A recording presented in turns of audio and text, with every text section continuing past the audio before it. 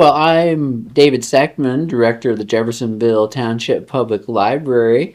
I'm joined by David Kummer, local author today. This is our second interview with David. We're thrilled to have him here today. Before we get started, I just wanted to thank Aliya. She's our producer today. Aliya is also our marketing specialist. If you've ever seen some of the wacky TikTok videos we do, she's the brainchild behind that, so I definitely thank her for that. I also want to thank the Samtech Cares grant for providing the equipment that we have here in our multimedia studio, as well as Samtech, who did a matching grant to buy equipment as well. So if it wasn't for them, we would not be here in the studio today, so I do want to thank them as well. So yes, I am, like I said, I am joined by David Kummer. How you doing today, David? Doing good. How are you? I can't complain. So I understand that you're a teacher, and what grades do you teach? So I have all freshmen. I teach freshman English over at Jeff High. Awesome, awesome. Yep. Well, one of the reasons I'm asking is I think you might be out of school right now. Is that right? We are. This is day 2 of summer break, I think. So yeah, we're very, very happy to be finished with the school year. I actually had my first group of kids from 4 years ago are graduating this year.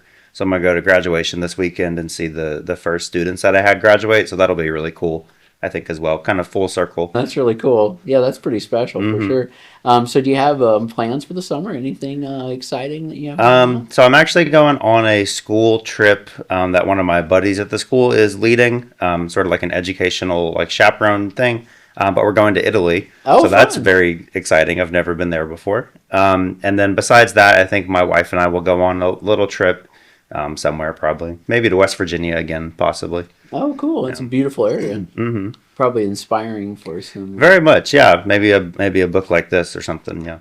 So as far as what you're working on now, is there anything you want to tell our audience? Like what's going on with David in his writing right now? Yeah, so I've been decently productive during the school year.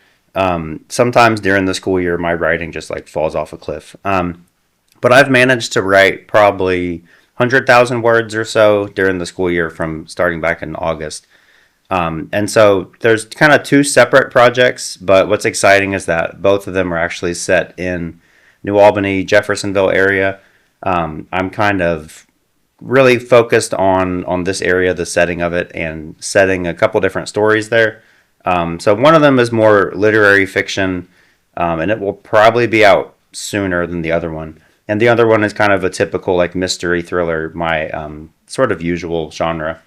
Oh, gotcha. Is there anything more you can tell us about the literary fiction? Yeah, so I'm getting close to being done with the first draft.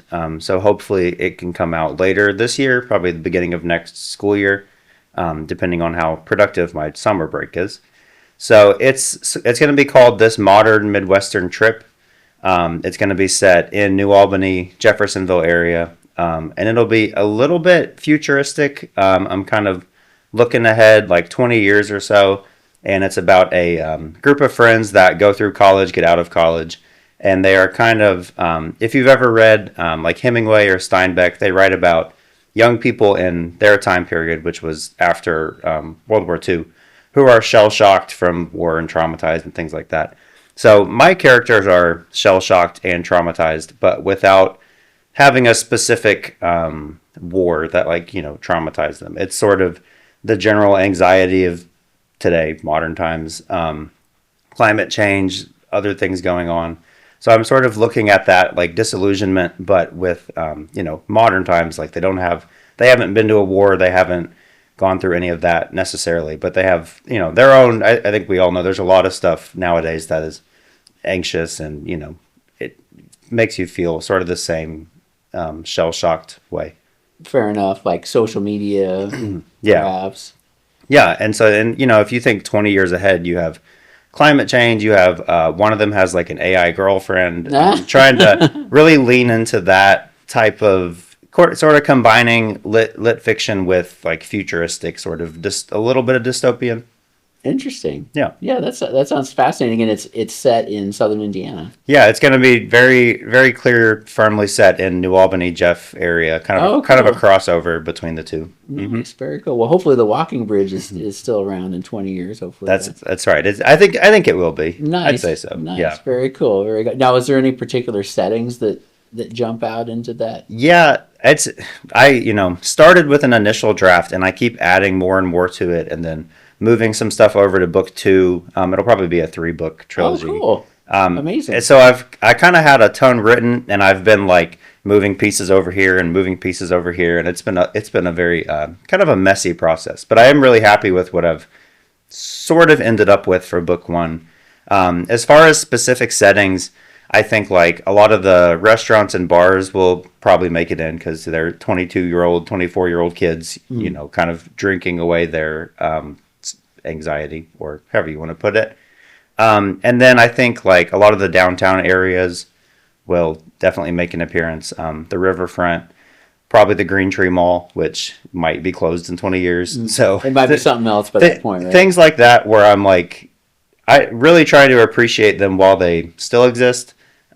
Before, because also everything's changing. They're building new apartments by the river. They're building new buildings. So kind of thinking about what that'll look like in 2 decades. So a lot of it will be familiar, but a lot of it will also be maybe a little bit, just a little bit different than, what we're experiencing right now. That makes sense. Yeah, it seems like you get quite a bit of character development in a 3-book series. Yeah. You probably, yeah, I think that sounds amazing. Yeah, it's a bigger cast of characters than I typically work with, just because it is like, everybody has friends that have buddies who get into messy situations, and so there's a lot of like humor and misadventures and everything. It's not like a super duper like only serious like depressing book. There's college kids, post college kids get up to a lot of mischief, so there's a lot of that as well, and kind of attaching like new acquaintances and things like that. Oh, nice. That sounds really cool. Yeah, it's been a really fun project to work on for about a year now, and I'm very excited to kind of get the draft done, get it out there, see what people's reception is. That makes sense. Yeah, because that is a very, I guess, sort of complex time in a person's life, like right after college graduation, because you've been instructed you need to go to college and you need to do these things, and then it's kind of like, well, once you get out of college, it's kind of like, well, now what? Yeah. So I can completely kind of I can relate to that. Especially for the characters in my book who go through college, they get out of college, there's not really any careers for them, and so they kind of have these unfulfilling jobs. They kind of have unfulfilling relationships. They have past stuff they haven't really worked through, like with their parents and such. And so it's a lot of, like you said, it's a complicated time. And I hope that people are receptive to that when they read it. Like the characters are not perfect people. I'm not even necessarily like advocating that they're good people, but I think they're interesting people, and I think it's a interesting, it's a really cool place to set a story. First of all, just having lived here for, I guess, 5 years now, and having grown up around the area, it's always been a place, New Albany, the riverfront, Jeff, that feels kind of underrepresented in books and media and other things. So it's been fun to kind of dig into that, like from the creative perspective. That's cool, and it is. I mean, it is a wonderful area. I mean, there's just it's so rich in place. If that makes sense. So and I think there's something always really cool too about when you're reading a book and you're like, hey man, I've been there. I know exactly what the person's talking about. I know I always get some joy about familiarity in setting, like if I've lived in a certain place or something, or even if I've traveled there. Right. There's just something kind of special about that. So yeah, for sure. Yeah, it makes it easier to connect to some of the other stuff going on if you're familiar with where it's at. That makes sense. It's almost kind of like the setting can almost be a character in itself. So very, very cool. Yeah. Yeah, I'm super excited for it. And I'm glad to be able to talk about it now. It's sort of been not a secret, but I've kind of kept it hidden away while I was working on it. I've got a couple people reading it, but now I can actually talk about it a little bit. Yeah, that's fun. Kind of, introduce people to that idea. Yeah, that's really fun. Yeah, because it's a little bit outside of your typical wheelhouse. I mean, you do write Hmm. pretty diverse things, but you're kind of in that would you say kind of mystery thriller kind of space. Yeah, yeah, So for it's sure. yeah, so that's cool. Yeah, Yeah, it's it's been a lot of work to adjust to a little bit of a different writing style, definitely a different genre. But it's that's part of the fun of being a writer is you can branch out and do weird stuff, and very nice, very nice. So I think the last time we talked, you had just finished you finished book two of is it House on the Hill? Is it yep, the okay? trilogy. Yeah, and so now you're finished with I that am, yeah. trilogy? The third book, The Empty Room, came out in October, right before Halloween. So Perfect we had a timing. big launch for that. Got to finish a series, which is not something that I've done before. I think I've only written like standalone novels, and then there's a trilogy, and so it was very very different to kind of wrap up a whole three-book trilogy with all the big arcs and all the character development, like you were saying. So it was really definitely a good learning experience for me.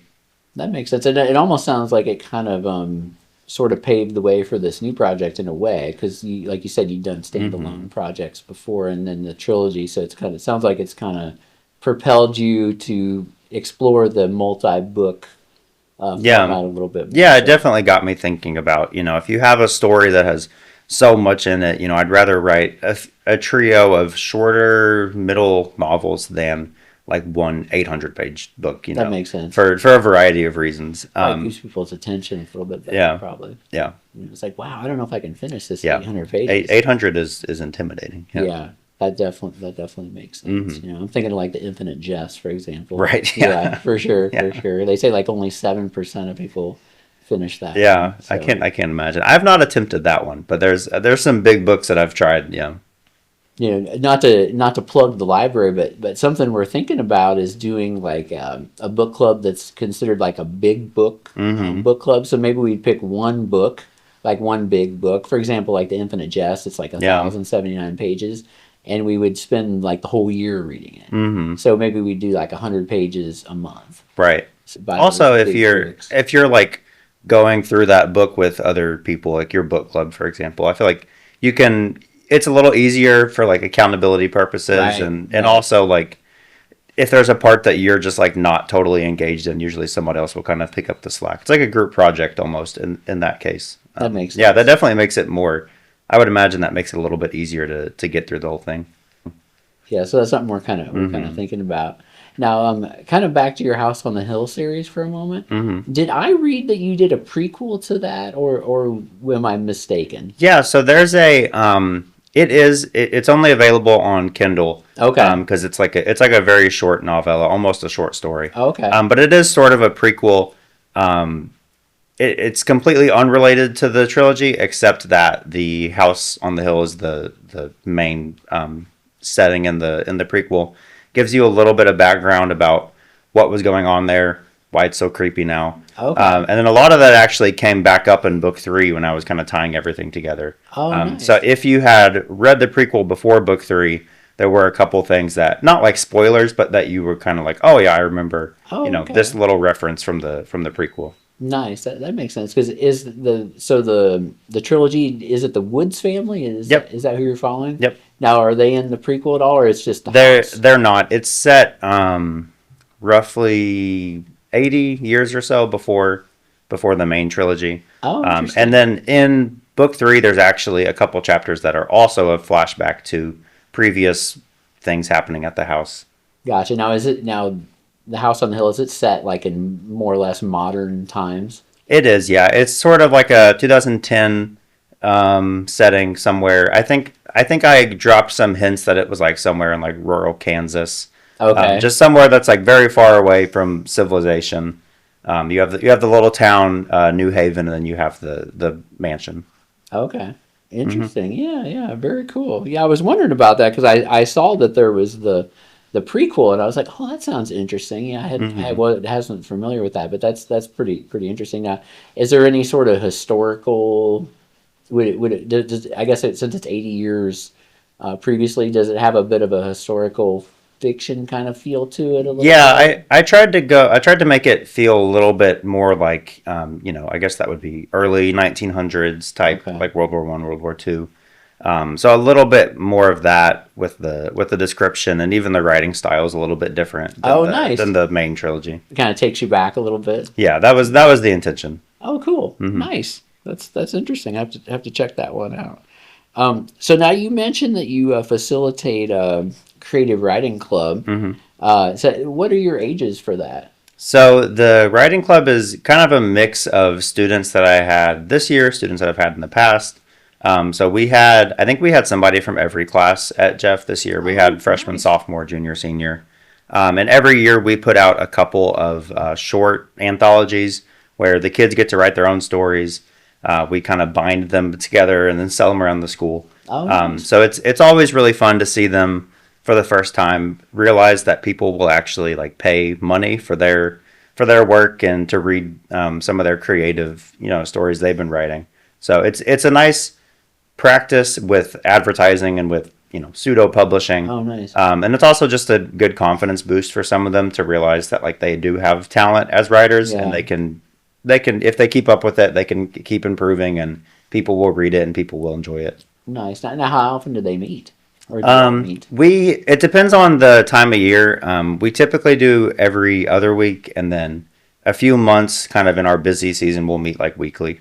Gotcha. 'Cause it kind of reminds me a little bit about what we were talking about with the reading a big book. It's kind of like Hmm. gives you that accountability, like, oh, I better write something because the group's meeting next Yeah. week or whatever. So it kind of keeps you on point, I guess. Yeah, and it's helpful for them because with high schoolers have so much assignments and They're extracurriculars busy and just a people. lot of stuff going on. So try to give them a place at least a couple times a month where they can sit down and just focus on their creative process with no, you're not getting graded. You don't have to turn any homework in, anything like that. Nice. Probably a bit therapeutic, I would imagine, for some of the Yeah, students for to some of just them. focus on some, creativity and Hmm. not a have to. It's a want to, not a have to, Hmm. which is kind of nice. Yeah. Because I always felt a little better as a student, like if I had to read something, I was like, meh. But if it was a get to, it was more like, oh, I'm reading this by choice. Yeah. It could be the same with writing, I would think. Yeah, that's you true. know. So that makes some sense. Now, would the library ever be able to purchase a copy of these anthologies, maybe, and put in our? I'm picturing because we have a lot of the yearbooks on hand Right. in our local history section. So I wonder if we could purchase some of these anthologies. Would that be something? Yeah, you yeah, could that's do? that's a good idea. I can definitely. I think this next year, we're hoping to have more people in the club. So I'm hoping that we can put together a little bit larger of an anthology, possibly. We always do like a Halloween one because the kids Oh, the nice. kids always love writing creepy stories. So hopefully, once we get that put together, I can reach out and yeah, we can get that That'd at be the fun. Yeah, library. we'd love to have that. We'd Hmm. love to support local talent. Yeah, For sure. So that would be cool. yeah. So somewhat on that theme, I was thinking. So how many years have you been doing the writers group with the students? So this was my fourth year teaching, and so it was my third year doing the writing club. Okay, nice. Because something I was thinking about is there a certain genre you'd say that sort of percolates to the top of what students are writing about these days? They definitely like the scary sort of mysterious short stories. Okay. That seems to be kind of their favorite. And then with the spring anthology, we give them a little bit more leeway, and some of them end up writing kind of like fantastical sort of stories, especially like focused on for whatever reason this year a theme of like the woods and like the forest kept coming up a Okay. lot, and so we kind of had some kids working with that. Nice. Very cool. Very A lot cool. of like mysterious caves. I don't know. Oh. There was kind of a pattern with the stories they wrote, which was kind of funny to sit down at the end and look at. But You're like, where did all these cave stories yeah, come from? do you guys just go spelunking all the time? Like, Right. That's interesting. Well, I guess there's quite a few caves around here, I guess. I guess so. Yeah. That's interesting. That's very interesting. So, what book do we have here? What are we looking at here? Yeah, so this is my release from last summer, and it's called The Band. And it was inspired by a trip my wife and I took to West Virginia. So she actually helped me and did some of the chapter illustrations. Oh, The nice. chapter headings have like cool little designs that I did not do because I'm not artistic. But she is, so she helped me out with that. And it's like I said, we'll probably go on a trip somewhere this summer. We always do a little like weekend or a week trip. So we're thinking about going back to West Virginia, just because we really enjoyed it. I guess it would have been 2 summers ago. Really enjoyed that, and then it would be cool to go back to where the band was set at. I liked the little town, the whitewater rafting, and all that fun stuff out there. Oh, nice. You know. So, anything more you want to say about the band at all? Yeah. So this follows a cover band that is going on a sort of a tour in the Appalachians, and they run into some very creepy stuff in West Virginia. At the core, it's also a romance novel. The sound guy for the band is named Johnny, and is not named Johnny. He's in love with the lead singer Kate, and Johnny is the other lead singer. You have some kind of Fleetwood Mac drama dynamics going on there, as well as just the general like creepiness of the town that they're staying in. So there's a couple different threads that kind of tie together at the end of the book. Oh, nice. Mm-hmm. Sounds interesting. When I was reading the book, one thing that struck me, and I know we're getting in the weeds here, but one thing that struck me about the book is I was like, this is like the perfect like font. Mm-hmm. It's like not too big, not too small. It's kind of like just right. Because sometimes when I'm reading, I'm getting to a certain age where, I feel like I need to pull my reading glasses out. But I didn't know if that was intentional or. Well, honestly, the reason is because I am also getting to that point. My dad actually has glasses, and okay. I'm looking ahead. I'm like, in the next 2 or 3 years, if you got me back for another interview, might be wearing glasses at that point. Nice. When I was making it myself, I was like, I kind of want this one to be a little bit bigger because, if you're reading on a Kindle, it's one thing and you can change the font size and stuff. But I agree, I'll get a paperback sometimes, and I'm like squinting like, oh boy. Yeah, it's just too small. Yeah. So that was a treat. I was like, hey, I don't need my readers. Yay. Yeah, so that's gonna be me pretty soon. So I was like, well, I also had more of a hand in how this one was designed. So I was like, I'm gonna make the font a little bit bigger. We're gonna add the cool chapter headings that my wife illustrated. Fun. So that's pretty cool. I was more engaged or involved, I guess, with the actual like format of everything with this. Oh, nice. Mm-hmm. That's cool. Now, do you have any more plans to incorporate your wife's artistic abilities in your books? I would like to. This one just kind of came as an idea. I was like, if you could draw like 4 different chapter headings, and we'll kind of like cycle through them throughout the book. And then she did a special one for the last one. But it was kind of just because it was inspired by a trip that we took, and she was the first one to read the book back in its early stages. So I was like, hey, it'd be really cool if you helped me with the chapter headings. So nice. I would like to enlist her again. She's still waiting on me to pay her her profits from this book. Nice. But Very good. So she might refuse and say, hey, I'm not going to do that till you pay me my check. Pay up. Yeah, that's understandable for sure. That's pretty good though. Very cool. Now here's a question for you. So who or what inspires you to write? Like where do you get your inspiration from? Mm-hmm. It's kind of different depending on the book that I'm working on, honestly. So the new one, this Modern Midwestern Trip, for example, I took a lot of inspiration from Hemingway and Steinbeck and the like Lost Generation authors is what they're called. Okay. I also took inspiration from an author named Dennis Johnson, who wrote in the 80s, 90s, up until 2000. He passed away a little bit after 2000. Okay. And he's probably my favorite author ever. So I've been reading a lot of his books and kind of taking inspiration from those. And then recently as well, I feel like I've had more inspiration from certain types of songs and music, especially the songwriters that have a lot of storytelling with their music and their albums. So like Noah Kahan's been one I've been listening to a lot, his new album. Nice. Peach Pit, some other like indie rock bands. Sometimes it's the lyrics of the song. Sometimes it's just like the general vibe of the song I feel like is telling a story. So I've had a couple different playlists of various artists that I've sort of been inspired by as well. Very nice. Now, do you, when you're writing, do you listen to music when you're writing? It depends. There are times when I will, if there's a specific section that has a song like very in my mind kind of attached to it, I'll sometimes listen to a couple songs on repeat. Other times I won't have any music on. It's very much kind of just depends on the day. Gotcha. That makes sense. Especially right now. The other big thing that we're doing is we just moved houses into Albany. Okay. We bought a house. So Congratulations. being in a new setting, I'm still kind of trying to figure out exactly what my writing process is and my routine looks like. So I'm trying out different writing spots and doing all this because I had it down to a science at the old house, and at the new house I'm sort of trying out a few different things and That makes sense. Yeah, for sure. yeah. You're getting kind of that groove, that routine, if you will. I will try different like soundtracks depending on if there's a movie that came out that has like a really good soundtrack. That's fun. Sometimes that can fit with what I'm writing depending on the book and the whatever the soundtrack is. Oh, fun. Yeah, that's very cool. I feel like the one of the Lord of the Rings movies and like the Dark Knight soundtrack are kind of like the go-to Pretty ones. intense, yeah. Uh-huh. Yeah, and I guess if you're writing a thriller mystery kind of thing, that would be right on point, probably. Yeah. You know, what are you reading now? Are you reading anything right now? So I'm reading speaking of long books, I'm reading a very long Dennis Johnson book. Oh, okay. Called Tree of Smoke, which is I think his longest one. And then I just finished a book by John Green.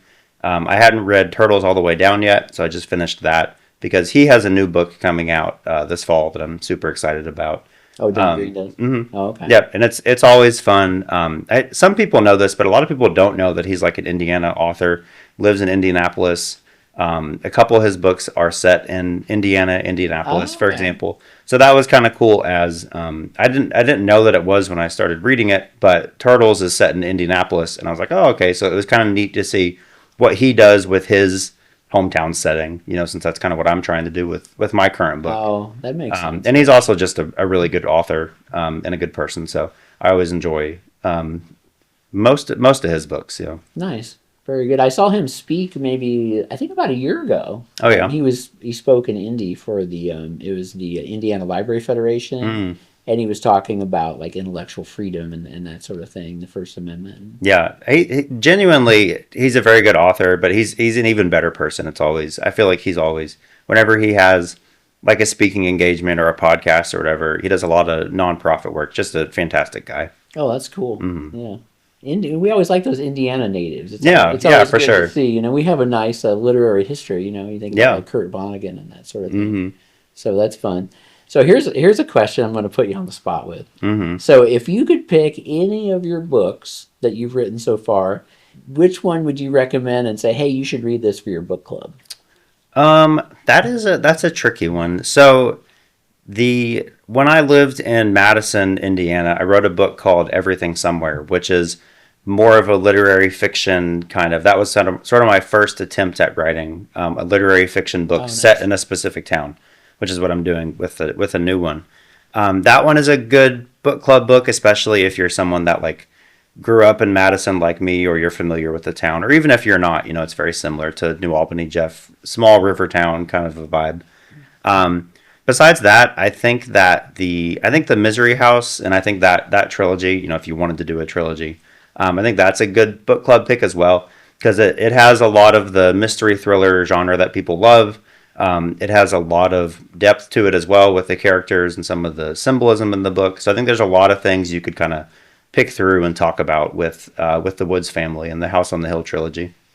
Okay, good to know. Good to know. So any of you book club folks out there, be thinking about that, because it's always, I think that's always a challenge, for a book club. Some of these book clubs have been going on for decades. Yeah, it's like, well, what do we read next? What are some of the fresh things we can read? And I think it would be fun to read a local author, especially in a local setting. I think that would be pretty fun. Say, oh, I know that place. Yeah. So hopefully when I get this modern Midwestern trip out, that would definitely be a good book club pick, and lots of stuff to talk about with that one. Yeah, for sure. Thought provoking, if you will.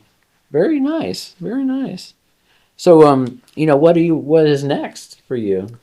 So the next thing is the literary fiction New Albany book, working on another book set in New Albany that's more of my thriller mystery genre. Okay. And then besides that, I'm just, continuing to set up locally, sell at the farmer's market when it's not raining outside, which is, it's not, Well, lately it's not been it's good. been a few weekends in a row now with Yeah. thunderstorms, and my books don't really like the rain. So Probably yeah, not, they're not big fans. So that's something that we're continuing with this summer. I'm working with a guy who is in Madison, sort of a indie filmmaker. They just made a short film called Anadinus, I think, and it premiered at the Ohio Theater. Okay. It was really cool. But he's writing a script for Everything Somewhere. Might not end up going anywhere, but he's kind of testing out, practicing his script writing chops. So I'm helping him with that, which is cool because I'm not familiar with like script writing or really anything in that filmmaking world. So it's been cool to kind of work with him and read through his adaptation of Everything Somewhere, but as a script. So that's been kind of a cool thing to just partner with him on.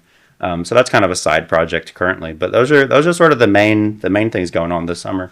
That's fun. That's exciting. Mm-hmm. Yeah, kind of a different medium, I guess. Yeah. It's quite different to go from the page to the screen, I would imagine. Yeah, and I saw their short film. He's working with a guy whose name I forget from LA, but they did a really good job. His name's Alec Licklider. Again, the movie was at the Ohio Theater.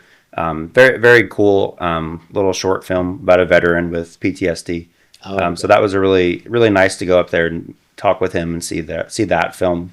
That's fun. Mm-hmm. That's interesting. Now, is not to go too far out there, but as far as the film goes, is there any particular reason that it was screened in this area? Oh yeah, so they filmed the whole thing in Madison. Oh, no kidding. He's a Madison local as well. Wow. And so he partnered with the guy from LA. They wrote the script and they filmed it all in Madison and then showed it there. So that was really cool. Yeah, that's really special because you grew up there. Yep. So that's really cool. Yep. And that's one of the reasons why he's working on Everything Somewhere. Okay. If they get the funding for it and if it works out, he thinks that it would be another one that you could film all in Madison. Oh, how cool. And hopefully, I know we have filmmakers around here. I think that would be a cool exercise for somebody around here because there's all sorts of, whether it's New Albany, Jeff, even over in Louisville, there's so many areas that I could see being, setting for a film. And I know Louisville does sometimes get different films being produced over there. They get the tax breaks. I'm not sure what Indiana has in that regard. But we're always pretty good at tax breaks, so I imagine. But it would be cool to have a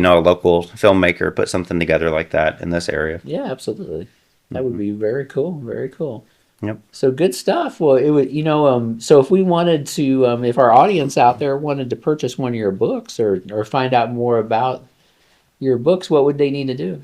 So you can go to davidkummer.com. That's Kummer. You can also look me up on Amazon, on Barnes & Noble. Like I said, I set up at the farmer's market in New Albany and Jeff semi-frequently. Mickey's coffee shop over in New Albany has some books as well. Oh, fun. So there's a few different spots around here. But yeah, pretty much anywhere that sells books, you can find my books at, or you can check out my website. Oh, gotcha. So you are available on Amazon and the indie market as well? Yep. And then both Barnes & Nobles in Louisville now have actually worked with me. They're really cool about working with indie authors and stocking books and doing book signings and stuff. Oh, fun. So both Barnes & Nobles in Louisville have copies of most of my books, and then they're also available online.